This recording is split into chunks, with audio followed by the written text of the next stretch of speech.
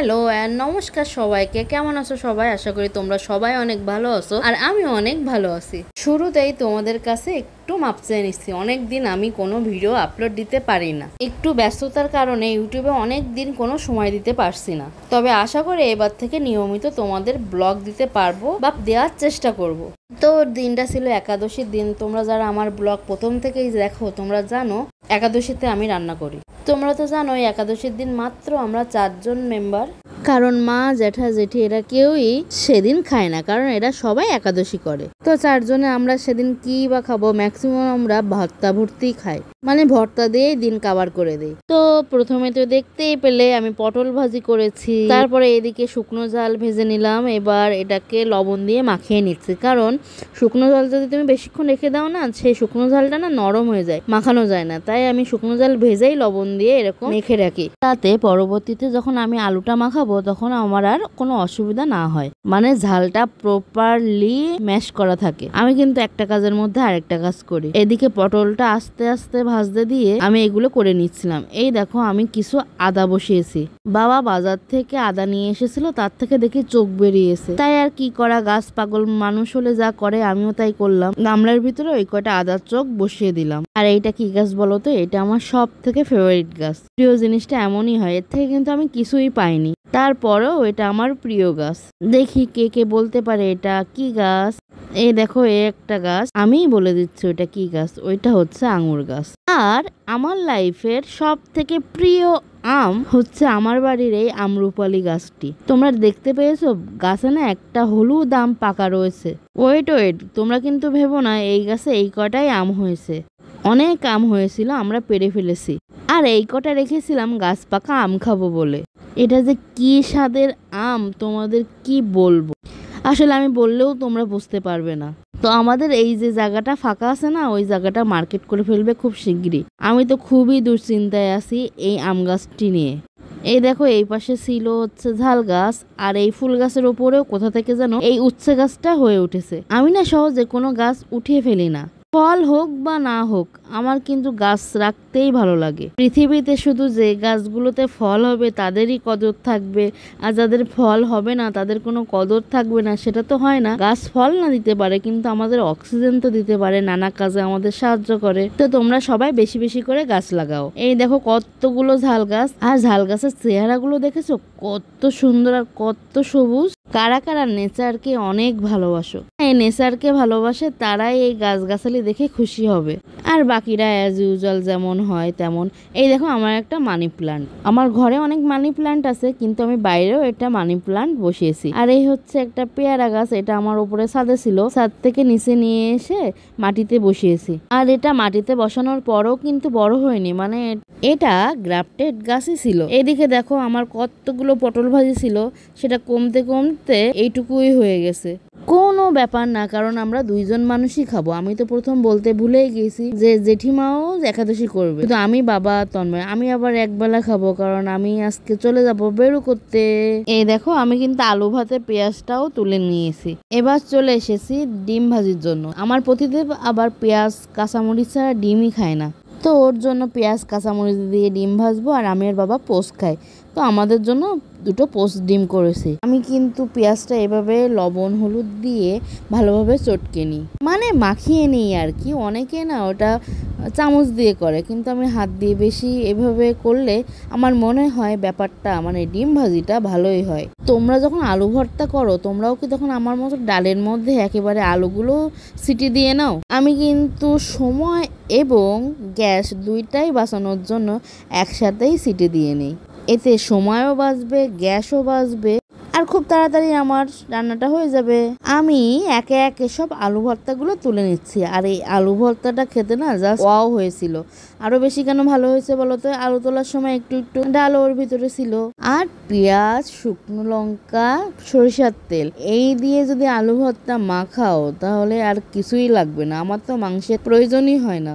তো এবার প্রেসার কুকারের মধ্যে লবণ আর হলুদ দিয়ে দিলাম। ভিডিওটা একটু কাঁপাকাঁপি অগোছালো হচ্ছে, কারণ আমি রান্না করছি আবার আমিই ভিডিও করছি, যেহেতু আমার আপাতত কোনো স্ট্যান্ড নাই। যখন স্ট্যান্ড নেব তখন তোমাদের অবশ্যই আর কোনো অসুবিধা হবে না। তো সব কিছু নিয়ে ভালোভাবে নেড়ে চেড়ে নিলাম। এবার কিছুটা সামান্য 2-3টে কাঁচা লঙ্কা দিয়ে দিলাম, অল্প একটু পেঁয়াজ আর অল্প একটু রসুন এর ভিতরে দিয়ে দিলাম। রসুন আর পেঁয়াজ কিন্তু বাটা না, এটা জাস্ট কাটাই ছিল, কোচানোই ছিল। সেই কোচানো পেঁয়াজ আর রসুনটা দিয়ে দিলাম। এরপর দিয়ে দিতে হবে পরিমাণ মতো জল। এইখানেই হচ্ছে চরম বিপত্তি, কারণ আমার পতিদেব চায় মুসুরি ডাল হবে পাতলা পাতলা, আবার বাবা চায় ডাল হবে ঘন ঘন, ঠিক দইয়ের মতো। এবার আমি পড়ে যাই বিপাকে, কারণ আমি কার মতো রান্না করব। আমি যারই বিপক্ষে রান্না করি না কেন সেই আমাকে অবজেকশন দেবে। বাবা বলবে এত পাতলা ডাল কেউ খায় নাকি, আর আমার পতিদেব বলবে এত ঘন ডাল কেউ খায় নাকি। বলো তো কি করা যায়। তাই আমি আইডিয়া বের করে মিডিয়াম ভাবে ডাল রান্না করি, না বেশি পাতলা না বেশি ঘন। ডাল তো ওইদিকে ফুটতে থাকলো, আমি এদিকে ফোড়নের ব্যবস্থা করছি, মানে ফোড়নের জন্য এগুলো প্রিপেয়ার করছি। তো কড়াইতে তেল গরম করে তার ভিতরে আমি দিয়ে দিচ্ছি তেজপাতা, শুকনো ঝাল, কাঁচা ঝাল, পেঁয়াজ, রসুন। এই মশলাগুলো দেওয়ার পর ভালোভাবে এগুলো ভেজে নিতে হবে। আমি কিন্তু কিছুটা ঝাল আবার রেখে দিয়েছি, কিছুটা সিদ্ধর সময় দিয়েছি, কিছুটা ফোড়নে দিয়েছি, কিছুটা যখন ডাল হয়ে আসবে তার কিছু টাইম আগে দিয়ে দেব। তো এইগুলো সুন্দর করে ভাজাভাজির পর ডালগুলো দিয়ে দিলাম। এখানে কিন্তু কালারটা ফ্যাকাশে এসেছে, কিন্তু আমার ডালের কালার কিন্তু ফ্যাকাশে হয়নি। আর আমি আমার প্রতিদেবের জন্য অতিরিক্ত বেশি হলুদও ইউজ করতে পারি না, তার নাকি হলুদ হলুদ গন্ধ একদম ভালো লাগে না। এইবার দেখো, এইবার ডালের কালারটা তো বুঝতেই পারছো কেমন ডাল হয়েছে। আর বলেছিলাম না, আমি ডাল হওয়ার কিছুক্ষণ আগেই কাঁচা ঝালগুলো ছড়িয়ে দিয়েছি, এতে ঝালগুলোও টাটকা থাকে, আর এটা পরবর্তীতে ভাত দিয়ে মেখে খাওয়াও যায়। মানে কি বুঝলে বলো তো ব্যাপারটা হচ্ছে আমি কাঁচা ঝাল খেতে অনেক ভালোবাসি। এই হচ্ছে আমার আলু, এটাকে মাখাতে হবে, কিন্তু এটা এখনো অনেক গরম। রান্না বান্না খাওয়া দাওয়ার পর এবার চলে এসেছি নিউ মার্কেট, মানে আমি আমার পিসিমার বাড়িতে যাব। কিন্তু আমার বাবা এখনো আমাকে ছোটই মনে করে, যে কিনা হিল্লি দিল্লি মুম্বাই একাই ঘুরে আসতে পারে, তাকে কিনা নিয়ে পিসির বাড়ি দিয়ে আসবে। তো আমি ওই দিন পিসির বাড়ি যাওয়ার পর, মানে বিকালে যাওয়ার পর পরদিন চলে এসেছি মনিরামপুর, আমার ভাইয়ের বাড়ি। আর ভাইয়ের বাড়ির ছাদে দেখো ড্রাগন গাছে কতগুলো ড্রাগন ধরে আছে। দেখো ওর বাড়ির আশেপাশে, মানে আমার ভাইয়ের বাড়ির আশেপাশে যে বিল্ডিং গুলো আছে না, সবার ছাদে দেখো গাছগাছালি লাগানো। এগুলো ওরা নিজেদের বাড়ি বলেই করতে পারছে, কারণ যারা ভাড়া থাকে তাদের না এই গাছ লাগানো নিয়ে অনেক ইস্যু থাকে। মানে বাড়িওয়ালাদের বাড়ি গাছ লাগালে তাদের ছাদ একেবারে ক্ষয়ে পড়ে, নয়ে পড়ে, খসে পড়ে, যত সব ফাউল। কেন রে ভাই, গাছে এত অ্যালার্জি কেন তোমাদের? এই গাছ কেটে কেটেই তো প্রকৃতির ভারসাম্য নষ্ট হয়েছে। যাক, আমার এখন এদের বুঝিয়ে কোনো লাভ নেই, কারণ বোঝানোর পরে সেই একই রেজাল্ট। এই দেখো ভাইয়ের বাড়ির ছাদের উপরেও অনেকগুলো গাছ আছে। এর একটা কি ফুল, এর নামটা আমি ঠিক জানি না, তোমরা কেউ যদি জেনে থাকো আমাকে বলবে। দেখো দূরে যতগুলো বিল্ডিং দেখা যায়, সবগুলো বিল্ডিং এর উপরেই গাছ লাগানো। আর ভাইয়ের বাড়ি এসে আমি একটা জিনিস খেয়াল করেছি, এই যে দিদিটার বাড়ি, মানে যে দাদা দিদির বাড়ি, তারও না আমার মতো তার কাটা। কেন এরমটা বললাম একটু পরেই বলছি। আমি গাছের প্রতি অবসেস, মানে গাছ লাগানোর প্রতি আমার এত নেশা, কোথাও কোনো ভালো গাছ দেখলে আমি কালেক্ট করি। আর লাগানোর জায়গা না পেলে এই দিদি যে এমন কাজটা করেছে আমি ঠিক তেমন কাজটাই করি। মানে ইন্ডিয়া আর বাংলাদেশ করতে করতে আমার একটি ট্রলি ব্যাগ নষ্ট হয়ে গিয়েছে। তো আমি যেটা ভেবেছিলাম, এখানে এসে দেখি আমার আইডিয়ায় দিদি কপি করে নিয়েছে। আমি কিন্তু আমার ট্রলি ব্যাগ দিয়ে এটাই ভেবেছিলাম যে এই ব্যাগ দিয়ে আমি এবার গাছ লাগাবো। তাহলে এবার তো বুঝলে আমার মতো তার কাটা মানুষ আরও আছে। আর এরকম মানুষ আছে বলেই, গাছপালা আছে বলে খানিকটা গরমের হাত থেকে রেহাই পাচ্ছি। আর গরমের কথা বলে মনে পড়ে গেল, মনিরামপুরে যে কি গরম ছিল।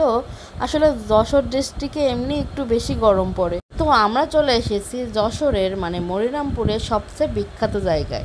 এটি হচ্ছে ঝাপাবাওর। মানে এখানের প্রতিবেশীরা, মানে এলাকাবাসীরা সবাই যাতায়াতের সুবিধার্থে বড় বড় তেলের ড্রাম দিয়ে এই ভাসমান সেতুটা বানিয়েছিল। পরবর্তীতে এটা পার্মানেন্ট, মানে পাকাপোক্ত করে দেওয়া হয়, আর এর নাম দেওয়া হয়েছিল বঙ্গবন্ধু ভাসমান সেতু।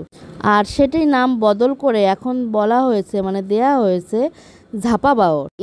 গরমে আমি ঘুমিয়েই পড়েছিলাম, এই জন্য বেরোতে মানে এখানে আসতে আসতে আমাদের সন্ধ্যা হয়ে গিয়েছে। একটু আধা ঘন্টা আগে যদি আমি আসতে পারতাম, অনেক সুন্দর ভিডিও বা মুহূর্ত ক্যাপচার করতে পারতাম। কিন্তু জিনিসটা কিন্তু খুবই মজার। যখনই একটা বাইক বা মোটরসাইকেল আসছিল না, তখন জিনিসটা কেমন দোলনার মতো দুলছিল। দেখো ওপর দিয়ে কিন্তু ঢালাই করে দিয়েছে। আর এই জলের কাছে এসে গরম না অনেকটাই কমে গিয়েছিল। রাত হয়ে গিয়েছে, এই জন্য তোমাদের আশেপাশের পরিবেশটা ভালো করে দেখাতে পারলাম না, সরি। আমি যখন নিত্য নতুন কোনো জিনিস দেখি বা কোনো জায়গা দেখতাম আগে ফোনে, যে এরকম একটা জিনিস হয়েছে, এই জায়গায় এই জিনিসটা বিখ্যাত, আমি ভাবতাম ইস কত সুন্দর জায়গা, আমি কি কখনো যেতে পারবো? কিন্তু ঈশ্বর এখন আমার সব ইচ্ছাই পূরণ করে দিচ্ছে। যে জায়গাগুলোতে জীবনে কখনো আমি কল্পনাই করিনি যে আমি যেতে পারবো, সেই জায়গাগুলো আমি যেতে পারছি, যা আমার কল্পনারও অতীত। তো জায়গাটা খুব শুনশান, আর আমরা সবাই এখানে অপরিচিত। এই জন্য বেশি দেরি না করে আমরা তাড়াতাড়ি এখান থেকে বেরিয়ে আসলাম।